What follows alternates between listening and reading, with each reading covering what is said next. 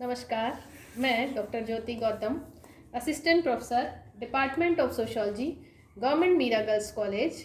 आज second year की class में आप सभी को जो पेपर हम पढ़ रहे थे रिसर्च मेथडोलॉजी, उसमें शेड्यूल अनुसूची के बारे में अध्ययन कराऊंगी।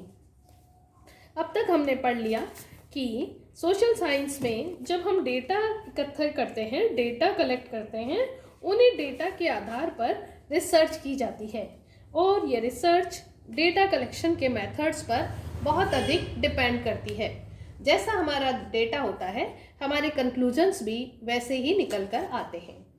हमने कई सारे डेटा कलेक्शन के मेथड्स के बारे में भी स्टडी कर लिया है, तो आज हम स्टडी करेंगे शेड्यूल, अनुसूची। अनुसूची क्या है? इसकी कई सारी परिभाषाएं कई सारे समाजशास्त्रियों द्वारा दी गई है। उसमें से मैंने दो प्रमुख परिभाषाओं को यहाँ लिया है। फर्स्ट, गुडे एवं हार्ट के अनुसार अनुसूची उन प्रश्नों के समूह का नाम है जो साक्षात्कारकर्ता द्वारा किसी दूसरे व्यक्ति से आमने सामने की स्थिति में पूछे और भरे जाते हैं। और एक और डेफिनेशन मैंने ली है M.H. गोपाल के अनुसार अनुसूची उन विभिन्न मदों की एक विस्तृत, वर्गीकृत, नियोजित तथा क्रमबद्ध सूची होती है जिसके विषय में सूचनाएं एकत्रित करने की आवश्यकता पड़ती है। तो इन परिभाषाओं से स्पष्ट हो रहा है कि अनुसूची एक तो प्रश्नों की सूची है और प्रश्नों की वह सूची है जिसके बारे में हमें अध्ययन करना है। दूसरी बात इसमें हमें ये समझ में आई है कि इसमें उत्तरदाता और साक्षात्कारकर्ता आमने सामने की स्थिति में होते हैं। अध्ययनकर्ता जो रिसर्च कर रहा है वह उनको सामने बैठकर उन प्रश्नों के उत्तर भरता जाता है। तो एक इससे पहले हमने पढ़ी थी प्रश्नावली। प्रश्नावली भी प्रश्नों की सूची थी, लेकिन डाक द्वारा भेजी जाती थी, जबकि अनुसूची में स्वयं अध्ययनकर्ता उत्तरदाता के समक्ष उपस्थित होता है और अपने प्रश्नों के उत्तर जानने के बाद में उनको फिल करता जाता है। तो अनुसूची से क्या समझ आया हमको? अनुसूची एक प्रकार का प्रपत्र होती है जिसे अध्ययन समस्या की प्रकृति के अनुसार आवश्यक शीर्षकों एवं उपशीर्षकों में विभाजित किया जाता है और इसको अध्ययन विषय के बारे में जानने में मदद ली जाती है। अब परिभाषाओं को जानने के बाद, अर्थ को जानने के बाद हम जानेंगे कि इसकी विशेषताएं क्या है। अनुसूची की विशेषताएं। फर्स्ट, यह अध्ययन समस्या से संबंधित शीर्षक, उपशीर्षक तथा प्रश्नों की एक व्यवस्थित एवं वर्गीकृत सूची है। अनुसूची में प्रश्न होते हैं, समस्या से संबंधित शीर्षक होते हैं, किन किन समस्याओं का हम अध्ययन करना चाहते हैं, किन किन उप शीर्षकों को अपने समस्या के अंतर्गत लेंगे, उससे संबंधित प्रश्नों की एक वर्गीकृत सूची को अनुसूची कहा जाता है। इसका उपयोग स्वयं अध्ययनकर्ता द्वारा उत्तरदाता से प्रत्यक्ष संपर्क स्थापित करके किया जाता है। यह इसकी एक बहुत ही महत्वपूर्ण विशेषता है, क्योंकि इसमें उत्तरदाता और अनुसंधानकर्ता प्रत्यक्ष रूप से एक दूसरे के सामने उपस्थित होते हैं और स्वयं अध्ययनकर्ता प्रश्नों के उत्तर उसमें लिखता है। तो इसी विशेषता से नेक्स्ट विशेषता निकल कर आ रही है। इसमें अवलोकन, प्रश्नावली एवं अनुसूची तीनों के गुणों का समावेश होता है। क्योंकि ये प्रश्नों की सूची है तो अनुसूची के गुण आ गए। प्रश्नावली प्रश्नों की सूची, अनुसूची प्रत्यक्ष रूप से एक दूसरे के सामने उपस्थित होना, और अवलोकन जब हम प्रत्यक्ष रूप से उत्तरदाता के समक्ष होते हैं तो बहुत सारी अच्छी बातें हमें वैसे ही देख कर भी हम चीज़ों के बारे में जान लेते हैं। तो इसीलिए अनुसूची में अवलोकन, प्रश्नावली एवं अनुसूची तीनों के गुणों का समावेश होता है। नेक्स्ट विशेषता है अनुसूची का प्रयोग शिक्षित एवं अशिक्षित दोनों ही प्रकार के उत्तरदाताओं के लिए किया जाता है। क्योंकि यह प्रश्नों की सूची है और अनुसंधानकर्ता स्वयं उत्तरों को लिखता है, तो इसमें अशिक्षित व्यक्तियों से भी हम प्रश्न कर सकते हैं, अपने उत्तर प्राप्त कर सकते हैं। नेक्स्ट विशेषता है, इसमें सामान्य प्रकृति के तथा निश्चित तथ्यों के संकलन हेतु प्रयोग किया जाता है। इसमें सामान्य प्रकृति के मतलब हम जनरल तथ्यों को एकत्रित करते हैं और तथ्यों के संकलन में भी इसकी मदद ली जाती है, क्योंकि हम प्रश्न पूछ रहे हैं और उसी समय उत्तर लिख रहे हैं, तो तथ्यों का संकलन भी इसके माध्यम से आसानी से हो जाता है। नेक्स्ट विशेषता है, यह एक लेखबद्ध अन्वेषक प्रपत्र है, अर्थात यह लेखबद्ध है, लिखा हुआ है, अन्वेषक रिसर्च से रिलेटेड है, प्रपत्र मतलब फॉर्म है, यह एक रिसर्च से रिलेटेड फॉर्म है जिसको लिखा जाता है। तो हम ये समझ पाए कि अनुसूची प्रश्नों की सूची है जिसे लिखा जाता है, लिखकर रिसर्च की जाती है। इसकी अगली विशेषता है, अनुसूची अध्ययनकर्ता पर नियंत्रण बनाए रखने की एक प्रविधि है। जैसे कि हमने अवलोकन में पढ़ा था कि अवलोकन एक निश्चित उद्देश्य से किसी चीज को देखना।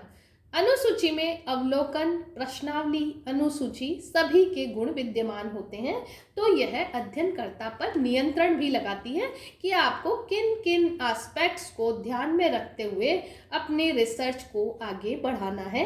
तो इस तरह से अनुसूची अध्ययनकर्ता पर नियंत्रण लगाए रखने का भी कार्य करती है। नेक्स्ट विशेषता है, यह मौलिक रूप में सूचनाएं प्राप्त करने की तथा प्राकल्पनाओं की जांच करने की प्रमुख क्षेत्रीय विधि है, अर्थात इसमें सूचनाएं मौलिक रूप से प्राप्त होती हैं। खुद उत्तरदाता और प्रश्नकर्ता आमने सामने मिलते हैं, साक्षात्कारकर्ता मौलिक रूप से सूचनाओं को एकत्रित करता है और अपनी प्राकल्पनाओं की जांच करता है। तो इस प्रकार हमने देखा कि अनुसूची एक डेटा कलेक्शन की महत्वपूर्ण विधि है, जिसमें हम अनुसंधान को, अपने रिसर्च को अच्छे और ऊंचाइयों पर ले जाने की क्षमता रख सकते हैं और अपने रिसर्च में रियल डेटा को हम कंक्लूड कर सकते हैं, जिससे कि हमारी रिसर्च बहुत अच्छी कंक्लूजन पर पहुंचे। अब हम पढ़ेंगे अनुसूची के उद्देश्य। अनुसूची के उद्देश्य क्या है, किन उद्देश्यों को ध्यान में रखकर अनुसूची का निर्माण किया गया। तो इसके लिए M.H. गोपाल ने लिखा है, इसका प्रयोग सूचना स्रोतों से प्रत्यक्ष रूप में निश्चित, परिमाणात्मक तथा वैश्विक सूचना प्राप्त करने में होता है, अर्थात इससे हमें वस्तुनिष्ठ सूचनाएं प्राप्त होती हैं। तो आगे हम स्टडी कर रहे हैं अनुसूची के उद्देश्य, और पहला उद्देश्य है प्रामाणिक तथा वस्तुनिष्ठ अध्ययन। अनुसूची के द्वारा प्रामाणिक सूचनाएं प्राप्त होती हैं, इसके द्वारा वस्तुनिष्ठ अध्ययन किया जाता है। इस प्रविधि में अनुसंधानकर्ता स्वयं ही व्यक्तिगत संपर्क स्थापित करके प्रत्यक्षतः सूचनादाताओं से सूचनाओं का संकलन करता है। तो ऐसी स्थिति में हमें प्रामाणिक और वस्तुनिष्ठ सूचनाएं ही प्राप्त होती हैं और यह अध्ययन वस्तुनिष्ठ बन जाता है। इसका नेक्स्ट उद्देश्य है संपूर्ण अध्ययन हेतु। अनुसूची में संपूर्ण अध्ययन किया जाता है, क्योंकि इसमें हमने देखा, इसकी विशेषताओं में हमने देखा था प्रश्नावली, अनुसूची, अवलोकन सभी की विशेषताएं पाई जाती हैं और इसका संबंध प्रत्यक्ष सूचनाओं से होता है। अध्ययनकर्ता सभी देखी सुनी बातों को लिख लेता है और तुरंत आलेखन कर लेने से कोई भी तथ्य उसमें छूटने की संभावना नहीं रहती है। तो इस प्रकार अनुसूची संपूर्ण अध्ययन हेतु बहुत ही उपयोगी माध्यम है। अगला उद्देश्य है सामान्य समस्याओं हेतु। अनुसूची का सामान्य सूचनाओं से संबंधित अध्ययनों के लिए भी प्रयोग किया जाता है। इसमें जो सूचनाएं हमें प्राप्त होती हैं, जैसे व्यावसायिक स्थिति, साक्षात्कार, साक्षरता, आय व्यय, आर्थिक स्थिति, सामान्य प्रकृति की कुछ भी सामाजिक समस्याओं का अध्ययन अनुसूची के द्वारा ही किया जा सकता है। इसका अगला उद्देश्य है स्थानीय क्षेत्रीय अध्ययन हेतु। अनुसूची अपने साथ अनुसंधानकर्ता को लेकर स्वयं जाना पड़ता है, इसीलिए इसमें क्षेत्रीय अध्ययन भी किया जा सकता है। इसमें समस्त सूचनादाताओं से संपर्क करके उनसे आवश्यक सूचनाएं प्राप्त की जाती हैं। इस प्रकार हमने देखा कि अनुसूची स्थानीय अध्ययन हेतु भी उपयोगी है। नेक्स्ट उद्देश्य है संख्यात्मक तथ्यों हेतु। अनुसूची का प्रयोग संख्यात्मक सूचनाओं तथा आंकड़ों को एकत्रित करने के लिए किया जाता है। इसका उद्देश्य गुणात्मक तथ्यों को मात्रात्मक रूप में परिवर्तित कर मापन योग्य बनाना है। अनुसूची के द्वारा संख्यात्मक सूचनाएं प्राप्त की जाती हैं और गुणात्मक तथ्यों को मात्रात्मक रूप से दर्शाया जाता है। इसका बहुत ही महत्वपूर्ण उद्देश्य है अनावश्यक संकलन से बचाव। अनुसूची में एक निश्चित प्रश्नों की सूची होती है, अतः अनुसंधान की प्रक्रिया में अध्ययनकर्ता इन प्रश्नों को ध्यान में रखते हुए केवल आवश्यक सूचनाओं को ही एकत्रित करता है। इसके माध्यम से अनावश्यक सूचनाओं का संकलन नहीं किया जाता, अनावश्यक सूचनाओं के संकलन से बचाव हो जाता है। एंड लास्ट है व्यवस्थित सूचनाओं के लिए। अनुसूची द्वारा विभिन्न प्रकार की बिखरी हुई सूचनाओं को क्रमबद्ध एवं व्यवस्थित रूप में एकत्रित करने के उद्देश्य से भी अनुसूची का प्रयोग किया जाता है। अनुसूची में सूचनाएं व्यवस्थित होने के कारण वर्गीकरण और सारणीयन में भी सहायता प्राप्त होती है।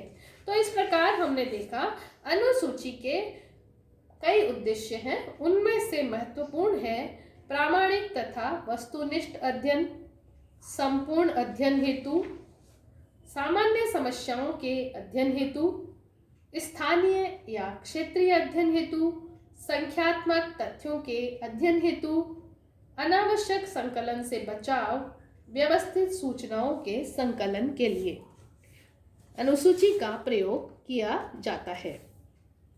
अनुसूची प्रश्नों की सूची है जिसे अनुसंधानकर्ता स्वयं उत्तरदाता की उपस्थिति में भरता है और इससे व्यवस्थित सूचनाओं की प्राप्ति होती है, व्यवस्थित डेटा हमको प्राप्त होता है। तो मुझे लगता है आपको ये चैप्टर समझ आया होगा। आप बहुत ही इंटरेस्ट से इस चैप्टर को पढ़ रहे होंगे, इस पेपर के बारे में स्टडी कर रहे होंगे। ये पेपर वैसे भी बहुत ही इंटरेस्टिंग है। आप सभी बहुत ध्यान से, बहुत तन्मयता से इसकी स्टडी करें और अच्छे मार्क्स सोशियोलॉजी में लाएं। सोसाइटी के लिए भी कुछ अच्छे रिसर्च करने में अपना योगदान दें। Thank you very much.